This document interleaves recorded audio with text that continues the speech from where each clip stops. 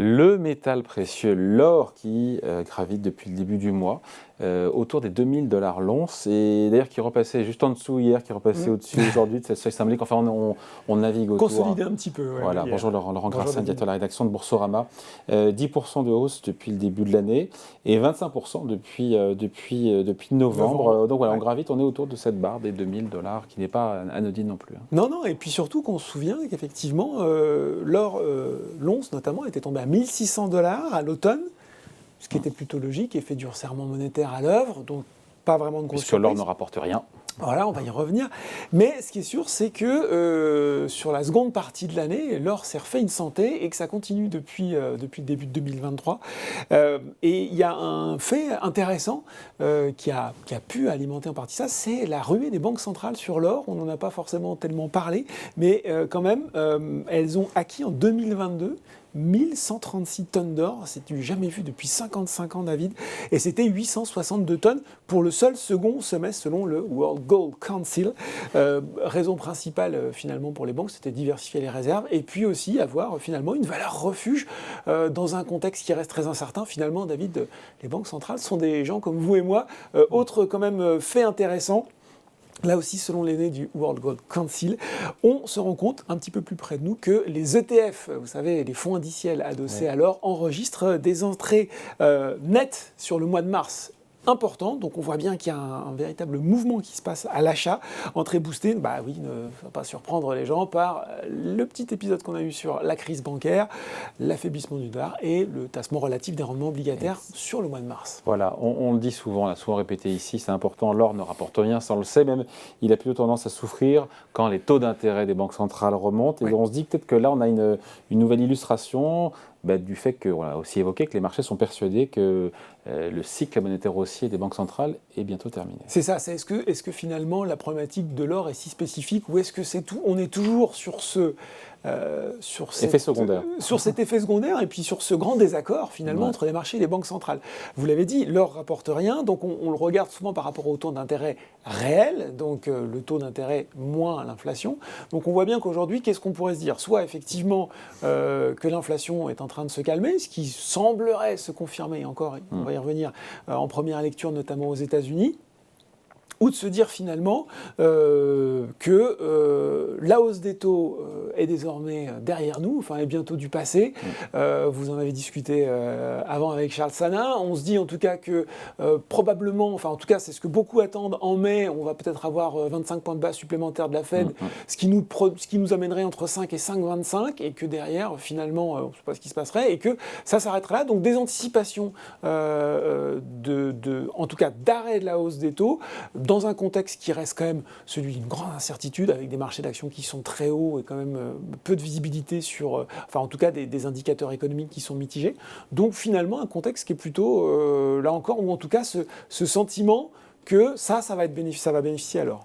Bon, donc on reparle quelque part c'est toute l'histoire du pivot de la Fed qu'on retrouve indirectement dans les cours de l'or. C'est tout à fait ça. C'est-à-dire que quand on regarde aujourd'hui, le pivot, faut expliquer le pivot. On va expliquer le pivot, c'est que les investisseurs ou une grande partie du marché sont persuadés que dès l'été, possiblement, ou en tout cas sur la seconde partie de l'année, la Fed va commencer à baisser ses taux parce que...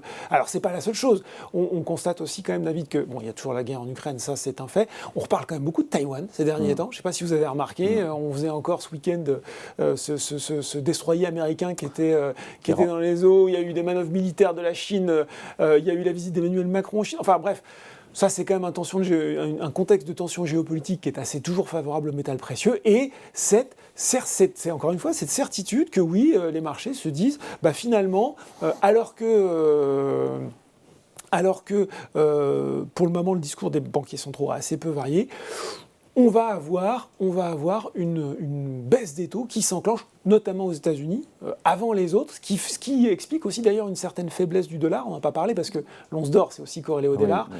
Mais on se dit finalement, la Fed qui est allée plus vite, plus loin que les autres banques centrales, va être amenée à faire machine arrière, là aussi, plus vite que les autres. D'ailleurs, on le voit au travers des minutes de la Fed du mois de mars, la Fed qui évoque ce possible risque de récession, qui pourrait évidemment modérer, voire mettre fin carrément à ces velléités de resserrement monétaire, et de facto, ça profiterait alors. Oui, voilà, c'est ça. Mais on se retrouve exactement dans le scénario où tout le monde veut... Enfin, voit, chacun prend ce qu'il a envie de voir, c'est magnifique.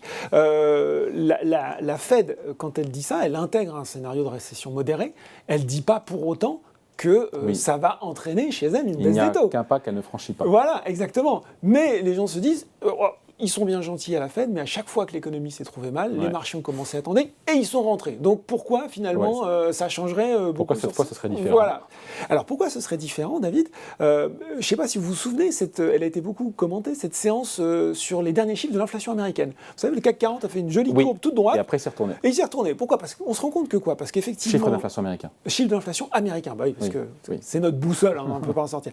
On s'est rendu compte que quoi? Qu'effectivement, facialement, en tout cas, l'inflation globale, ça baissait, on était plutôt content.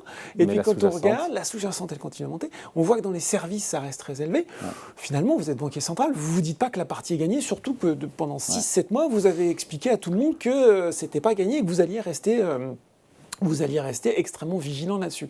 Donc, les mois qui viennent vont être assez intéressants. Donc on se dit qu'on finit là-dessus, Laurent, on se dit quoi sur le mouvement haussier, sur l'avenir? On se dit que ça peut se poursuivre finalement, parce que tant qu'on ne sort pas de cette incertitude, et on ne va pas en sortir tout de suite, finalement on va sans doute avoir une hausse de taux de 25 points de base en mai.